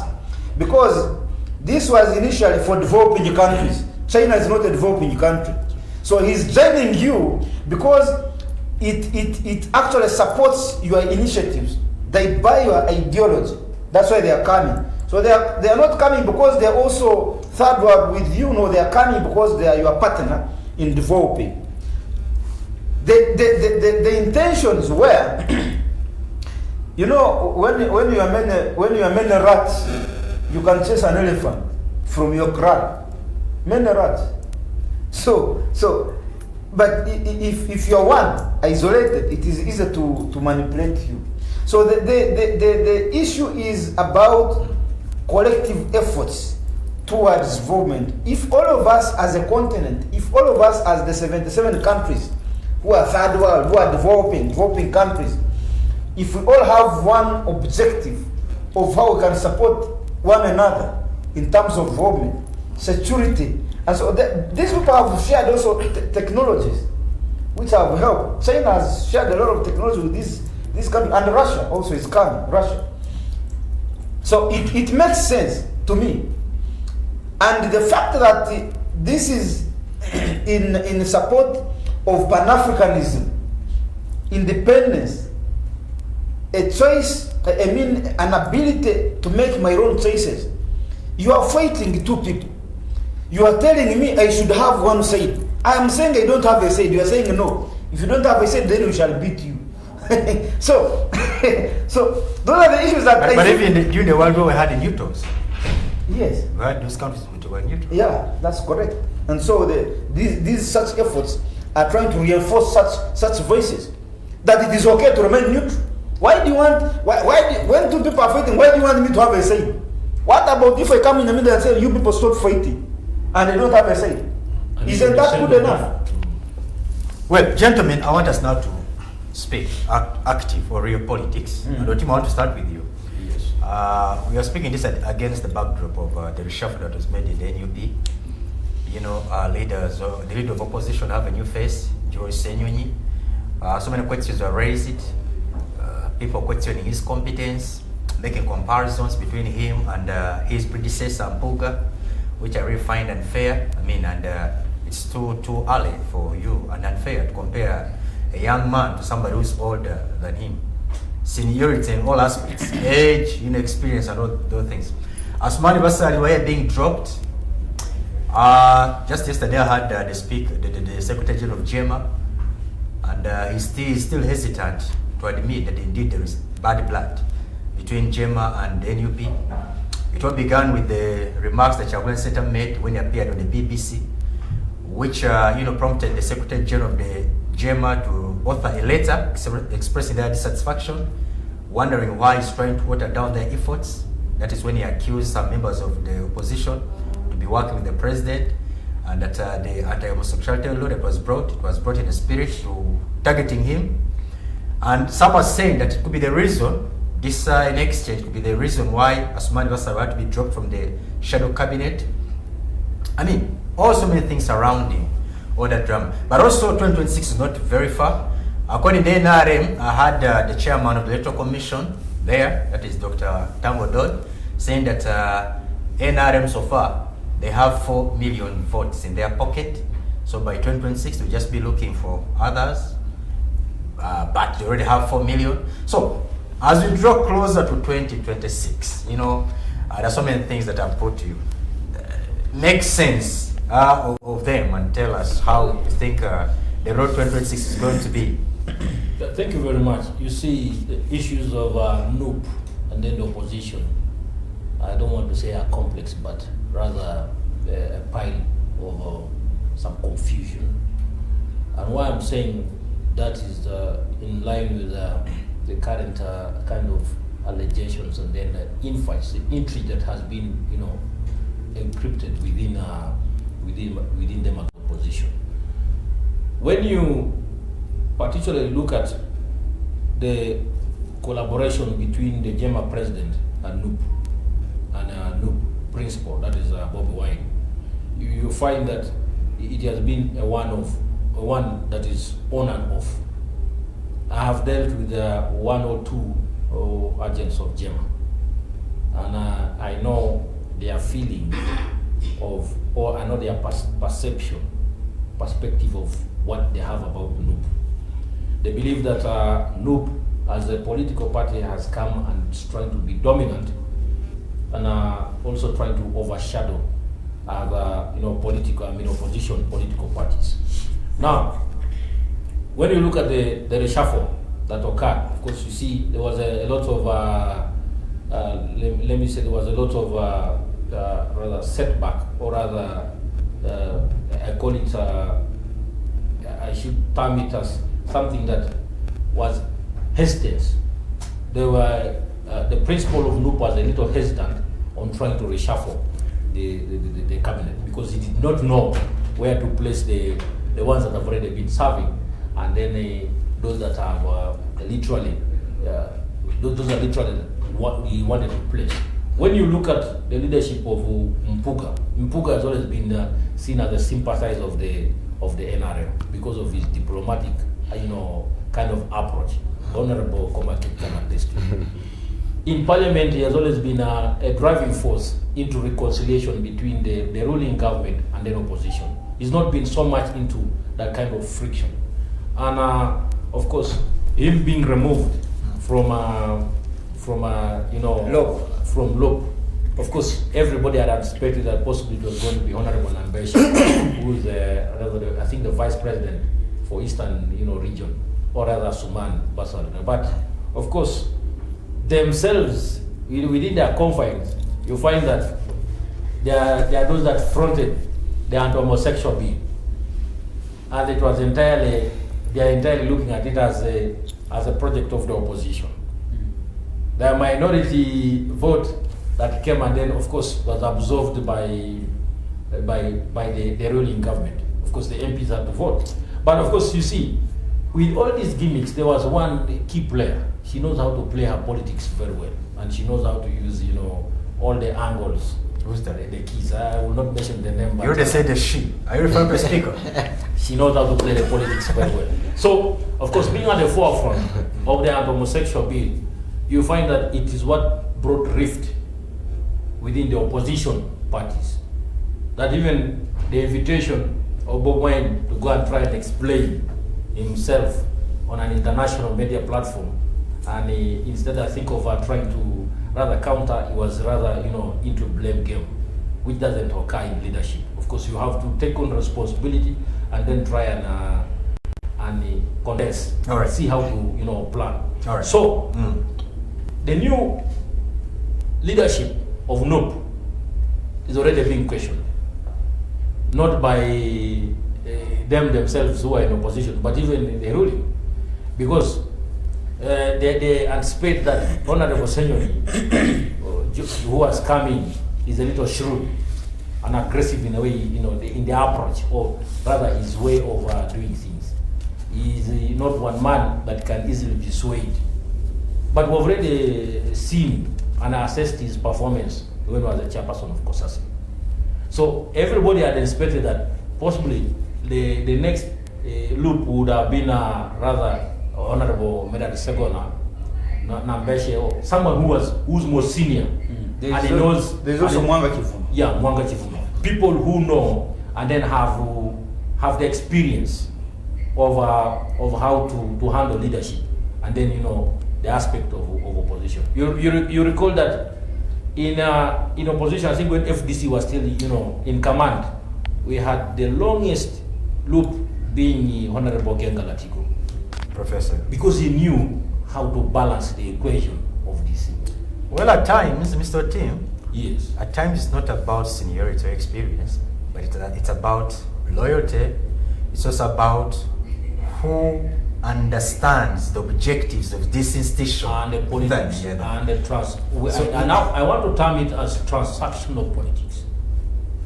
Politics that rather has as you picking someone as a puppet because you feel the other person is a little more, I don't want to use a very tough word, but rather is much updated upstairs and he knows how to handle the aspect of leadership than you can.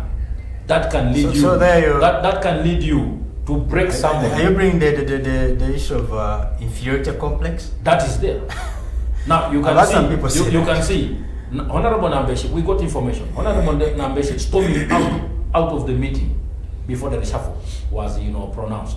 One was he was in protest of what was happening. Yeah, I'm being removed. That's why he retained that chief whip position. Now, for Honorable Mbuga, just know that as in the current state that he's in, he's not satisfied with what has happened.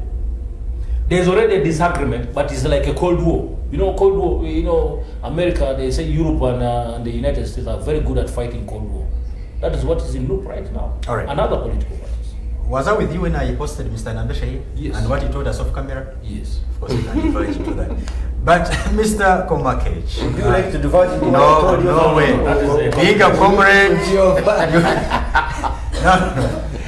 Because tell me that is the news. Yes. That is the information. The one they tell you off camera. That is the information. Mr. Komakech, tell us, because you're in the house, you are independent. Sure. But not really. But living where? But is it No, independent. I'm a direct independent. I don't have any card in any party. Yeah, but there is somewhere you are living. I go with who runs to my principles, and currently I'm saying my principles. Okay, currently. Not to be honest, I think I can tell you off camera when the camera. No, I can say it on camera. When I look at your inner circle, those who are close to, of course, you are NRM leaning. But anyway, tell us what is happening in the house.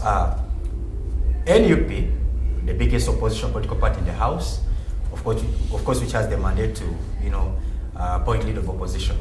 They brought you Joel Senyoy. These are colleagues you have in the House.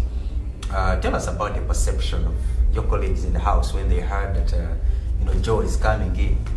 He's a freshman in that House, just like yourself. Being trusted with such a big office. How did your colleagues react to this news, to disappointments, or this reshuffle? Actually, there wasn't any disappointment from the House. You saw it coming? Everyone saw that coming, that there would be a reshuffle in there. Especially when we are gearing towards you saw it, but not just saying. We saw that coming. We saw that coming. If you watched the battle between the speaker and Joel Senyoy, then you would know that something was brewing up. Before there was a fierce battle between the Speaker of Parliament and Senyoy, Honorable Senyoy.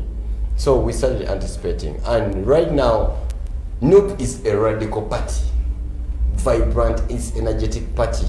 We don't care. We'll amidst the election we lost, but our president is the president.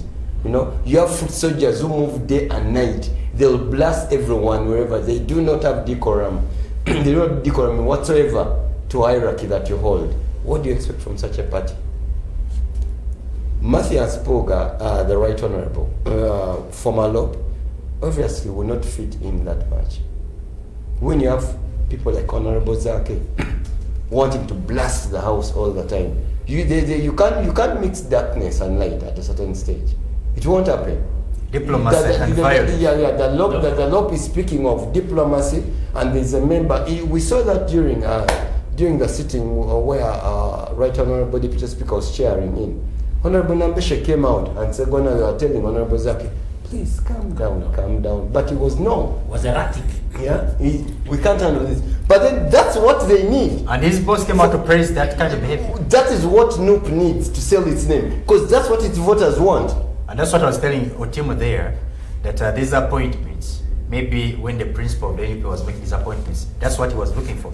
These are people who are the vision bearers. They understand the NUP more than any other person, more than the Mpugas who just joined it. Mpugas are real professional leaders, and I stated it clearly. They were using a diplomatic approach to try and set a conducive environment. But the party has its interests. Avoid certain conflicts. In the time that, in just 2.5 years, Honorable Komakech knows, we have new members of parliament who have been very hostile, and they only try to contain them. One is because they even don't listen to, they not even listen to the law and the chief whip. Some of them think that they are too big, they are bigger than who? All right. Honorable Komakech, I want to look at NUP like this. This is a party that has interests, just like any other party. And of course, its major interest is to take over power. And so it has designed a mechanism, through which it is going to achieve this objective. Its vision bearers, George Senyonyi, the Zakes, these were the initiators. They were the, pioneers of people power, which bred the NUP. So they understand NUP more than any other. In fact, I was telling our viewers that in George Senyonyi as the leader of opposition, we are going to see the real NUP because it represents it and all its interests. Right. A party can only drum to its electorate. You drum to what your electorates want. The electorates of no want violence. They don't want diplomacy. The electorates of no want repulsion. Can we go head on and knock them head on? You saw them when they walked out of parliament for almost 1 month. NUP rating went high. That was called for. It was called for, but for once they moved out of their soft skin and wore a rough skin on. And voters were like, would move on the streets. And they did. You want to admit that they did that for a good cause. They could have done that for a good cause, but it paved the reshuffle. Because then NUP came back to the limelight. Because it was not anywhere. Everywhere they would go, these voters would tell honorable members of parliament to subscribe to the parliament, please do not go. We are feeling you where we are. Please stand to your stick to your position. That is what they want. When Zake stands and bangs the table, that's when you hear, yeah, these people are working. That is a bit reckless of Uganda. Then that sends you to what kind of voters are in Uganda currently? Do you have diplomatic voters? Or we have voters who want this impulsive politics? Voters who want to see the Parliament of South Africa in Uganda? Voters who want to see the kind of Kenyan Parliament in Uganda? Because when you look at the Parliament, you should know better because you've been elected. So how are your voters out there? Because no, my voters. If they were opposition, no, that's what I would be doing currently. But my voters are not into that way. So when NUP behaves the way it is behaving, and it's so unprecedented that NUP behaved the way they did, because that just showed that NUP is not interested in leading this country anymore. Come again? NUP in this reshuffle totally showed that it's not interested in taking the fountain of honor position of this country. There is no way you are going to get a leader of opposition. Leader of opposition was from Buganda Central. That's where the convoy was parading around. No wonder the Honorable Nabesha wanted to move on. You would want to take the lead of opposition to northern Uganda, where you don't have a major influence. I'm looking at it this way. I want to relate it to football, where you're looking at the coach standing at the touchline and is making substitution, bringing out one player, replacing him with someone he believes that is going to help him score goals. And for you, saying that he's not interested. There's when the coach says all I want is a draw. What is trying to show? As we draw closer to 2026, this team that the principal of NUP has deployed, maybe this is the team he believes that is going to help him. I want you to do a comparative analysis. The previous rallies of NUP, where did Bob Wine get a lot of support from? It was in Bali, Bukisu Sabrijo, which has been the territory of Nandana Mafabi, FDC. The whole streets from the other side. But what about even in Barara, even Aruu, where are you putting majority of the support. If you cannot establish the figures, the numbers, where everyone can. Because what we saw is so crowded. Let me tell you, we're following it. Yes, and everywhere you went, there were crowds. And I was given to do, a little report compilation on what was happening. I went on ground and I tasked the people who were part of these groupings. They themselves told me that we have never, in the history of the rallies of NUP, we have never experienced the support we got from Mbali. And why did you bring that up? I'm just going to give you, but I'm basing on... Why did you bring that up? I am basing on a honorable komakech statement.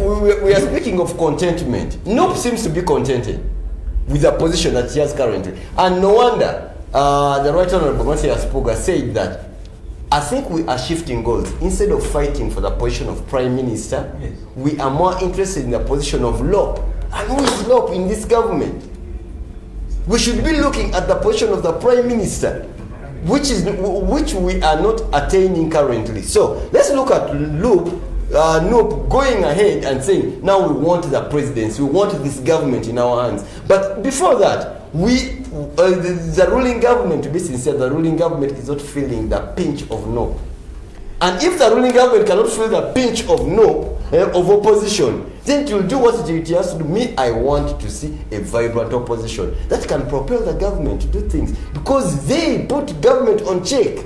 They are the balancing point. Where you have an opposition that is totally now saying we reached our heaven and let us maintain our position now, seemingly. Mr. Komakech, President Museveni has always come out to say that NRM is the master of violence, and his history can explain that. So here, maybe these people realize that to take on a violent party or a violent person, you need to be violent.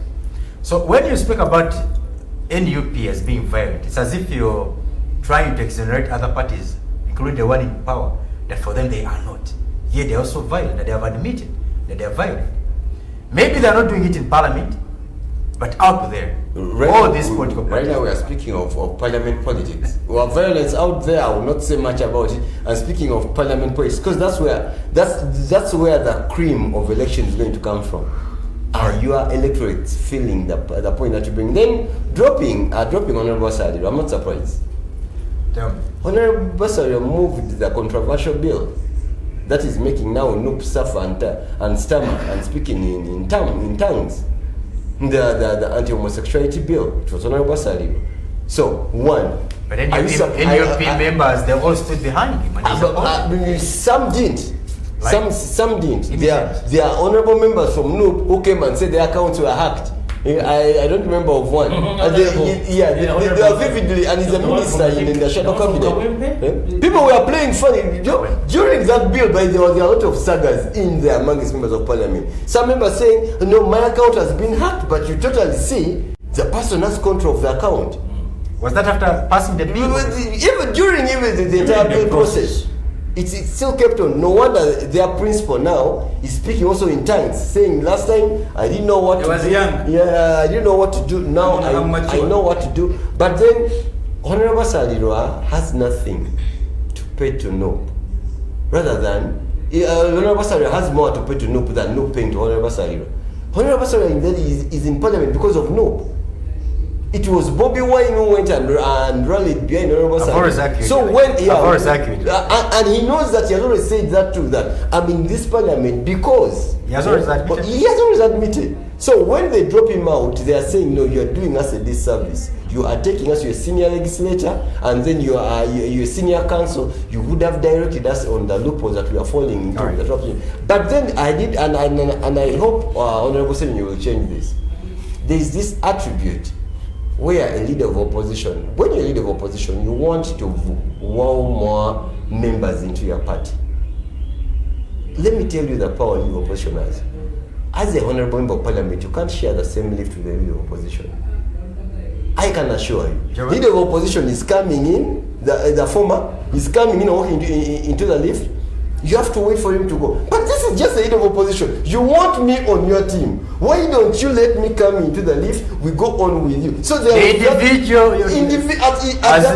that level in parliament. No, wait. When you speak like that, I talk about all leaders of opposition, or you talk about a particular one of the 11th parliament. What was happening in? Because I asked myself, no. Did the do the same? I mean, I'm speaking of what happened. What happens in there? I would understand if the right honorable speaker, the deputy honorable speaker, will really share a lift with the honorable member, and the leader of opposition comes in, a honorable member who doesn't subscribe to his party, he's left to wait. Then wait a minute. Did these people already achieve the heaven they want? Because I would want you to welcome komakech and say komakech. Anyway, but why don't you from first of all? No wonder members of parliament from NUP are leaving the party and joining MK and other parties. Let's, Mr. Irumba. You didn't.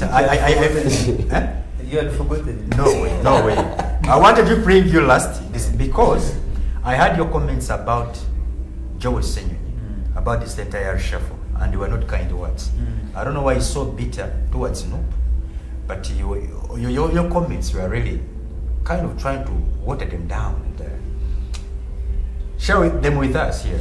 No, me, I am not. I just read about him somewhere, but here. Yeah, I am not. I'm going to tell you, I am not bitter about anybody. You see, one thing people fail to understand about me is that me, I'm a Pan-Africanist. I'm independent minded. This head is mine. I refuse to rent it to anybody. It's mine. So I tell you things that you don't want to hear, but those are the facts. Number one, I will tell you about NUP, and I tell you about Joel Senyu. Personally, I think that Museveni is very happy with what is happening in the opposition government, in opposition politics. Why? They're actually reading from his own template. Do you know that these opposition people have the blueprint of Museveni, and so they are reading from? Let me tell you, when Museveni appointed Nabanja as prime minister, leaving all other brainy people in the government, the position of the opposition was that, you see, it's not about service delivery, it's not about seniority, it's about loyalty. Now, tell me, NUP or president of NUP appointing Joel, what is it? Is it about seniority? Is it about knowledge? Loyalty. It's about loyalty. And the transactional politics is talked about earlier. One thing I know about Joel is that whatever he gets from the office where he's appointed to, he shares with his principle. Loyalty. Transactional politics. He shares. You get it? Number two, Joel does not question whatever thing his principal tells him to do. No, he does not. That's why you see he has risen through the ranks very fast. That's the same like the Mitiana MP, Honorable Zake. No, let me finish my point. You asked me to present because also I'm seeing our time is up. Let me tell you, uninterrupted. When you look at the positions being given to Zake and Joel Senyu, it's not about seniority and ability to do. No, it's about loyalty and studying the politics of sharing. Sharing, I'm talking about the word sharing. Whichever office Joel has been given, when he gets 100 million, he knows how to share with his principal. I have evidence, you ask me. Now, so when you look at Museveni's appointments of his ministers, and now you compare, you look at NUP, it is the same thing, script. There's nothing different. There's nothing. Now, number two. But at least allow me to ask you one question. Yes. Is it wrong for someone, to care about their security? Your security or your safety depends on the people around you. So you need people who you can trust. Yes, it's the people you bring closer, people who are loyal to you. Okay. Is it a crime when someone appoints, when you look at things from that direction? Is that a crime? Okay. If that is okay, then don't blame Museveni when he appoints Nabanja, leaving out Amama Mbabazi and other brain people in his government. Don't blame him. It's only that you don't have the opportunity to do that. When you have actually got an opportunity, you have voted Joel Senyenyi and leaving out the likes of this man called who? Kivumbi, Mwanga Kivumbi. You have left out Segona, a very brilliant man. You have left out Kivumbi was appointed as. I'm talking about Lope. You are talking about. I am talking about people who can lead the opposition in the parliament very well, and they have experience. Kivumbi, Segona, even Ibrahim Semujunganda. You get it? Yeah. NUP. No, and now that's the thing. You are appointing people who are loyal to you. Because you are supposed to lead opposition in parliament, not NUP. It's about opposition. So it's not about appointing people in your NUP party, but people in opposition politics. So you have even to look around the UPC. If there is somebody who can lead better than your members, you even have to look around FDC. There are people in FDC. Look at them, look at Tontu. Very able person. But it's about loyalty. And finally, for me, as a specifically to the person of Joel, for me, I was so close to the issue of Uganda Airlines.